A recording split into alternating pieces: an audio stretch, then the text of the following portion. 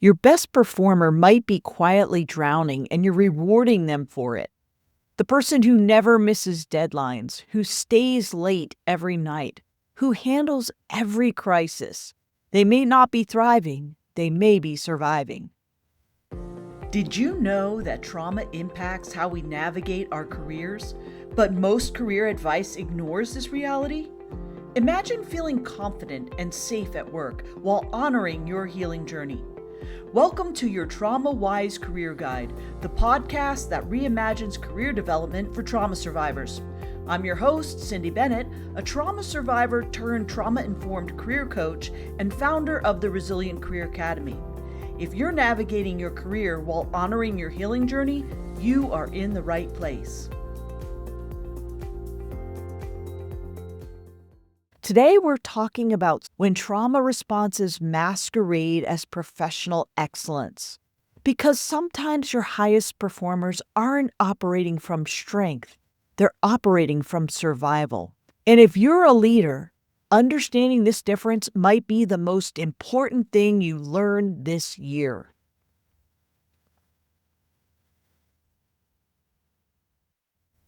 Let me tell you about Sarah and Marcus. Sarah arrives at 7 a.m. every morning, stays past 7 p.m. most nights, and her projects are always delivered ahead of schedule. Her manager considers her indispensable. What they don't see is the hypervigilance keeping her constantly scanning for signs of disappointment, the perfectionism that has her redoing work until 2 a.m., or the way her stomach churns every time she receives a meeting invite from leadership. Marcus is the calm presence everyone turns to during crisis. He never loses his cool, even when projects implode or deadlines shift overnight. What his colleagues don't realize is that his composure isn't just professionalism. It's a freeze response that leaves him emotionally numb and disconnected, unable to feel anything at all. Both Sarah and Marcus are high performers. Both are also quietly struggling with trauma responses that masquerade as professional excellence.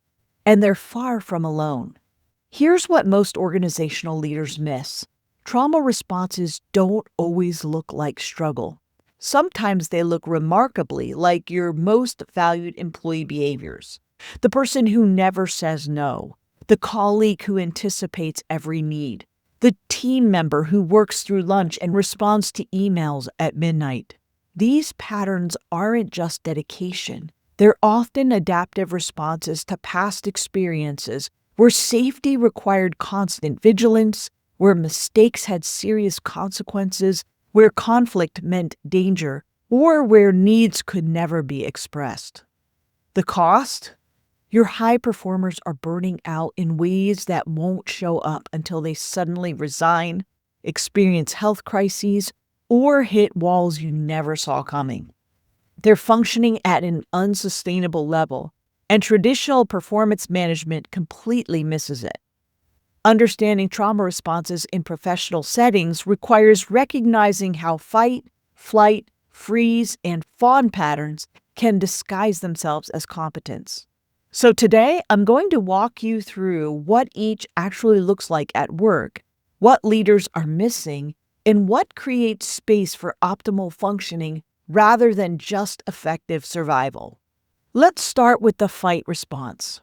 When intensity reads as leadership, you might see someone who's always pushing for higher standards, challenging processes, or driving the team harder. They speak up in meetings, they're not afraid of conflict, and they demand excellence. What you're missing? This intensity isn't always strategic vision. Sometimes it's hypervigilance, scanning for threats. The constant push for perfection might be an attempt to prevent criticism or maintain control in environments that feel unpredictable. The willingness to engage in conflict could be a defensive posture rather than authentic assertiveness. The hidden cost? These team members often struggle with delegation, micromanage because they can't trust others to prevent disaster, and experience chronic stress that eventually manifests as health problems or sudden departures. They're operating from a place of threat detection, not strategic thinking. Next, the flight response, when productivity masks avoidance. You might see the busiest person on your team, always working on something, juggling multiple projects, constantly productive. They volunteer for new initiatives, take on extra work, and seem endlessly capable. What you're missing? This isn't always ambition or strong work ethic. It can be avoidance through motion. Staying busy means never having to sit with discomfort, never being still enough for anxiety to catch up, never having space to feel what they're avoiding. The constant activity might be about escaping internal experience rather than pursuing external goals. The hidden cost? These individuals often struggle with strategic prioritization because everything feels equally urgent. They have difficulty with reflection or planning that requires slowing down. Eventually, they hit walls where their coping mechanisms of staying busy no longer works, leading to sudden burnout or resignation. Third, the freeze response, when calm conceals disconnection. You might see the steady presence everyone relies on during chaos. Nothing seems to rattle them. They're measured, composed, and reliable even when everything else is falling apart.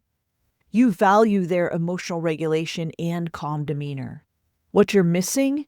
This composure sometimes isn't regulation, it's dissociation. The calm exterior might mask someone who's emotionally shut down, disconnected from their feelings, and going through the motions while feeling nothing. They might struggle to access creativity, passion, or authentic engagement because they're operating in a state of emotional numbness. The hidden cost? These team members often have difficulty with innovation or authentic leadership because both require emotional access and risk-taking. They may excel at maintaining systems but struggle with transformation. Their apparent stability can hide growing disconnection from their work, their colleagues, and their own professional goals. Finally, the Fawn response, when people-pleasing powers performance. You might see your most agreeable team member. They anticipate needs before they're expressed. They never push back on requests. They smooth over conflicts, and they make everyone around them comfortable. You might describe them as having excellent emotional intelligence or being wonderfully collaborative. What you're missing? This agreeableness sometimes isn't genuine collaboration. It's a survival strategy. The constant accommodation might stem from a belief that safety depends on keeping others happy. Their inability to say no or set boundaries isn't flexibility. It's fear of abandonment, rejection, or conflict. The hidden cost? These individuals often lack access to their own authentic opinions, needs, and boundaries. They accumulate resentment while appearing agreeable. They may be talented people readers but struggle with self-advocacy or leadership positions that require making unpopular decisions. Eventually, the disconnect between their external compliance and internal experience becomes unsustainable. Now, I want to be clear. I'm not saying every high performer is traumatized or that you should pathologize excellence. What I'm saying is this. When you understand these patterns, you can start distinguishing between authentic excellence and trauma-driven performance, between someone operating from capability and someone operating from survival. And that distinction matters tremendously. Understanding these patterns is just the beginning. The real question is, what can leaders do to create environments where people can function optimally rather than just survive effectively? I'm going to walk you through 4 core areas that make the difference. First, building psychological safety that actually works. Real psychological safety goes beyond saying we welcome mistakes in team meetings. It requires understanding what signals safety to a nervous system that's been on high alert. This means recognizing what predictability and consistency actually look like in practice. It means understanding how feedback delivery can either support regulation or trigger defensive responses. It means knowing which leadership behaviors create genuine safety versus which ones simply broadcast intentions without changing the actual experience of your team members. Second, redefining performance metrics. Traditional performance metrics often reward trauma responses. The person who works 70-hour weeks gets promoted. The colleague who never says no gets praised for being a team player. The employee who maintains composure during chaos gets recognized for leadership potential. Creating sustainable excellence requires identifying what indicators actually measure authentic engagement versus survival mode productivity. This involves understanding how to evaluate effectiveness separate from overwork, how to recognize boundary setting as leadership rather than inflexibility, and how to measure genuine innovation versus risk-averse perfectionism. Third, supporting regulation without requiring disclosure. Not everyone will or should disclose their trauma history at work, but everyone benefits from environments that support nervous system regulation. This includes understanding what environmental modifications support regulation for all team members. It means recognizing which meaning structures help people stay present versus which ones trigger survival responses. It involves knowing what communication patterns build trust versus which ones inadvertently create threat signals. Fourth, developing trauma-informed leadership capacity. Leaders who understand trauma responses can spot the difference between dedication and desperation, between strategic intensity and defensive hypervigilance, between genuine calm and dissociative shutdown. This capacity involves learning what specific behaviors indicate someone is operating from their window of tolerance versus from a survival response. It means understanding how to have conversations that support rather than trigger defensive reactions. It requires knowing what questions reveal authentic engagement versus performance-based compliance. Here's what I want you to understand. The goal isn't to eliminate all trauma responses from your workplace. That's neither possible nor necessary. Instead, it's about creating environments where people can increasingly access their authentic capabilities rather than relying solely on survival-based performance. Your high performers deserve workplaces that support sustainable excellence rather than reward unsustainable survival strategies. This requires leaders who can recognize the difference, create space for regulated functioning, and build cultures that value wholeness over performance theater. When you understand what you're actually looking at, when you can distinguish between authentic excellence and trauma-driven performance, you can create the conditions for genuine thriving. Your team members are already working incredibly hard.